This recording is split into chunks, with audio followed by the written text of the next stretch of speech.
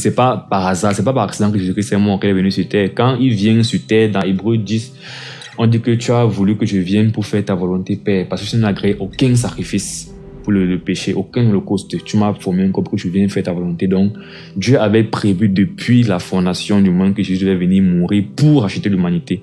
C'est ça qu'une fois de plus, le salut, la réconciliation avec Dieu n'a jamais été basé sur les œuvres. Même si extérieurement, c'est ce que la loi laissait voir, mais au fond, ce qui réconciliait les hommes, c'était leur foi. Même Abraham et David, ce qui lave leur péché, ce ne sont pas leurs œuvres, ce ne sont pas leurs sacrifices, c'est le sang de Christ, même si Christ est mort après eux. C'est pour ça que dans Romains 3, l'apôtre Paul dit que Dieu avait laissé les péchés impunis au temps de sa patience. Donc tous les gens qui ont péché avant Jésus-Christ, mais qui ont la foi en Christ, ont été sauvés, mais leur péché avait été laissé impuni.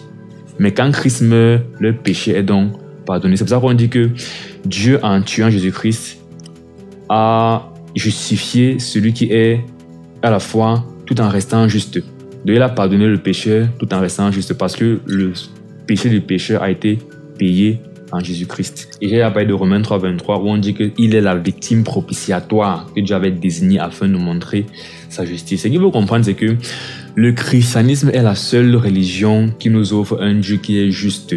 Parce que dans le christianisme, on comprend qu'il n'y a pas de pardon sans compensation du mal qui a été fait.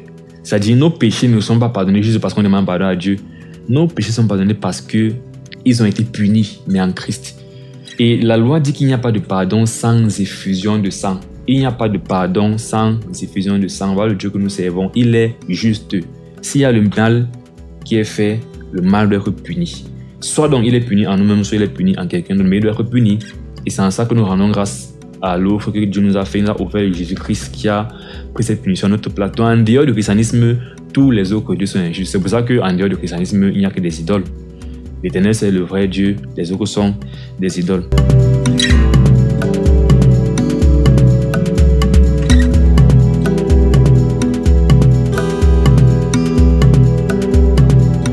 Salut, ça va bien, j'espère. Moi, je vais super bien par la grâce de Dieu. Bienvenue dans cette parole d'exhortation numéro 17 intitulée « Comprendre l'évangile, Jésus-Christ dans la loi ». C'est parti.